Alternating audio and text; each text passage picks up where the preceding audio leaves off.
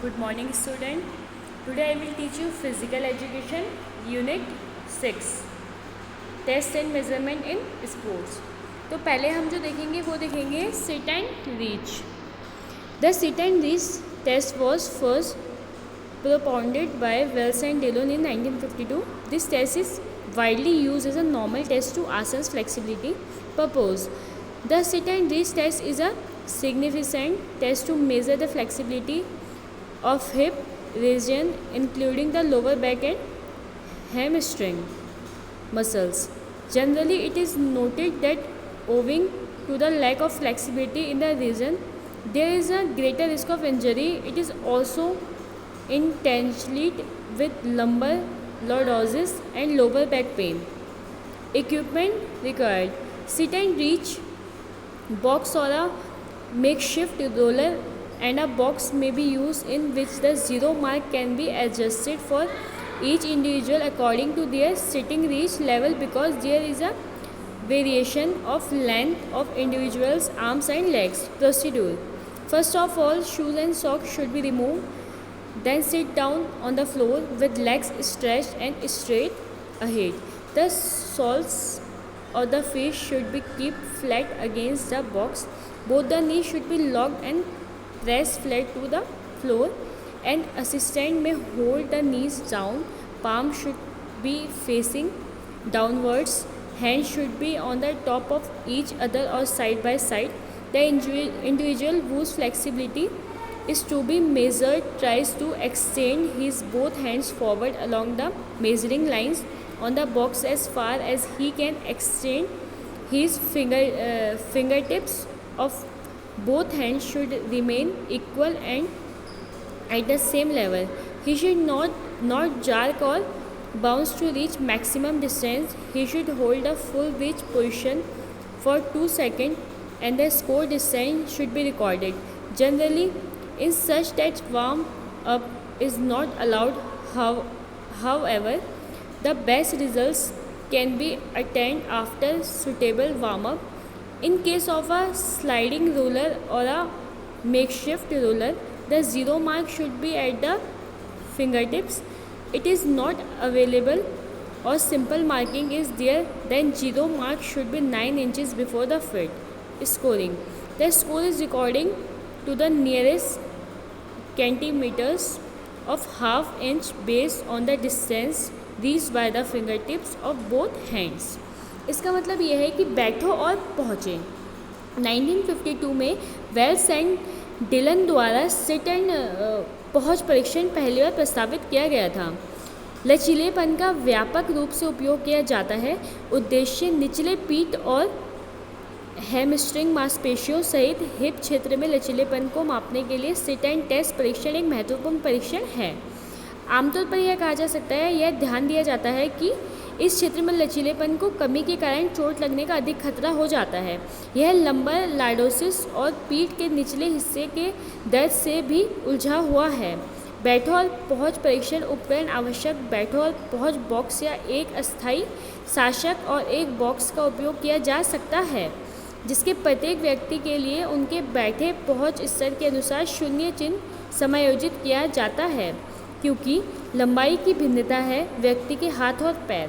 प्रक्रिया: सबसे पहले जूते और अपने सॉक्स को हटा दिया जाए, फिर फर्श पर सीधे पैर फैलाकर बैठ जाएं।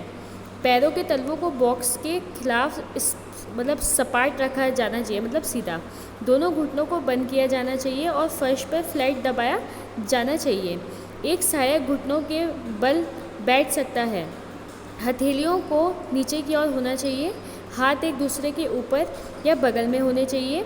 जिस व्यक्ति के लचीलेपन को मापा जाना है वह विस्तारित करने की कोशिश करता है। दोनों हाथों को बॉक्स पर मापने की रेखा के साथ आगे तक ले जाया सकता है। यहाँ तक वह विस्तार कर सकता है। उसके दोनों हाथों के हस्बैंड बराबर और एक ही स्तर के होने चाहिए। न स्कोर दूरी दर्ज किया जाना चाहिए। आमतौर पर इस तरह के परीक्षण में वार्म अप की अनुमति नहीं है। जो भी हो, उपयुक्त वार्म अप के बाद सर्वोत्तम परिणाम प्राप्त किए जा सकते हैं। एक स्लाइडिंग शासक का एक अस्थायी शासक के मामले में शून्य चिन्ह उंगलियों पर होना चाहिए। यदि यह उपलब्ध नहीं है यह सरल अंकन है तो पैरों से 9 इंच पहले शून्य चिन्ह होना चाहिए। स्कोरिंग स्कोर को दोनों हाथों की उंगलियों द्वारा पहुंची दूरी के आधार पर निकटतम सेंटीमीटर या आधा इंच तक दर्ज किया जाता है। 145 खेल और हैं। उसके बाद आता है हमारा modified pushups girls. A modified version of the test is use for girls purpose to measure the upper body strength and endurance equipment required a mat and paper to record the basic information such as age, gender and total number of push-ups performed. Procedure. After proper warming up, the subject is asked to take starting position for modified push-ups. In a modified push-up position, hands and knees should touch the mat floor. Both the hands should be shoulder without apart and elbows fully extended. The body from the knees to the hips and to the shoulder should be in straight lines. While keeping this position, the subject should lower her upper body so that elbows may bend to 90 degrees. Then the subject returns back to the starting position. This is one repetition. The same action is repeated and the test continue until exhaustion or until she can do no more in rhythm. Count the total number of modified push-ups for record. तो इसका मतलब ये है कि जो modified pushups होता है वो लड़कियों के लिए परीक्षण का एक संशोधित संस्करण उपयोग किया जाता है। उद्देश्य ऊपरी शरीर की ताकत और धीरज को मापने के लिए आवश्यक उपकरण हैं एक चटाई और कागज़ जैसे कि बुनियादी जानकारी जैसे कि उम्र और वो मतलब लड़का है लड़की है और पुशअप्स की कुल संख्या क्या है को रिकॉर्ड करते हैं। प्रक्रिया उचित वार्मिंग के बाद विषय को संशोधित पुशअप के लिए प्रारंभिक स्थिति लेने के लिए कहा जाता है कि वो अपनी पोजीशन में आ जाएं। उसके बाद एक संशोधित पुशअप स्थिति में हाथों और घुटनों को चटाई फर्श को छूना चाहिए। दोनों हाथों को कंधे की चौड़ाई से अलग होना चाहिए और कोहनी पूरी तरह से विस्तारित होनी चाहिए। शरीर घुटनों से कूल्हों और कंधों तक सीधी रेखा में होना चाहिए। इस स्थिति को बनाए रखते हुए विषय को उसके ऊपरी शरीर को कम करना चाहिए ताकि कोहनी 90 डिग्री तक झुक सके। फिर विषय प्रारंभिक स्थिति में वापस आ जाता है। यह एक पुनरावृत्ति है। एक ही क्रिया दोहराई जाती है और थकावट होने तक या जब तक वह थक ना जाए बहुत ज़्यादा तब तक मतलब ये जो कॉम्पिटिशन है परीक्षण है वो जारी रहता है। रिकॉर्ड के लिए संशोधित पुशअप की कुल संख्या की गणना करी जाती है। उसके बाद हमारी आती है स्टैंडिंग बोर्ड जंप। इसके जो पर्पोज है वो है to measure the explosive power of legs equipment required a sandy long jump pit and a measuring steel tape.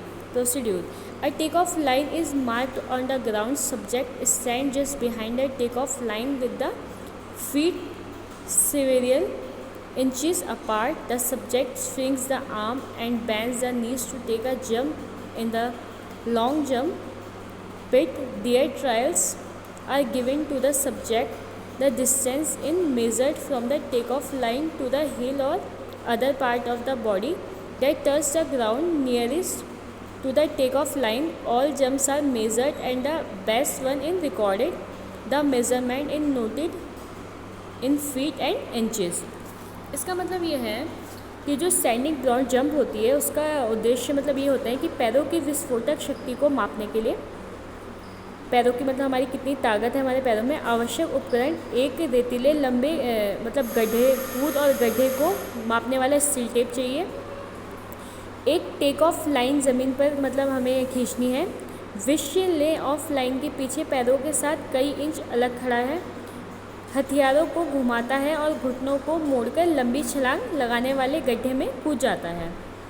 विषय के लिए विषय मतलब होता है जो मतलब आप लोग होते हो जैसे विद्यार्थी मान लो उनके लिए 3 परीक्षण दिए गए हैं। दूरी को टेक ऑफ लाइन से एड़ी या शरीर के अन्य भाग से मापा जाता है जो टेक ऑफ लाइन के करीब ज़मीन को छूता है। सभी जंप को मापा जाता है और सबसे अच्छा एक दर्ज किया जाता है। माप पैरों और इंच में नोट किया जाता है चौड़ी छलांग लगाने के लिए रेतीले गड्ढों में। Thank you.